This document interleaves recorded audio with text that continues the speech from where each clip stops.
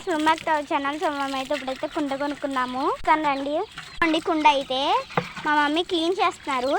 కుండ అయితే పోసి పెడుతున్నారు. అదిగోండి. సడన్గా కుండ తెచ్చారు అనుకుంటున్నారా? ఎందుకంటే ఫ్రిడ్జ్లో వాటర్ అయితే అసలు కూలింగ్గా ఉండి అసలు రొంప కాట్ చేస్తున్నాయి అనమాట. అందరి ముక్కులో నుంచి వచ్చేస్తుంది. సో అందుకని నాకు చూడలేక ఇప్పుడు మేము కుండ కొన్నాం. మమ్మీ వాటర్ పోస్తున్నారు.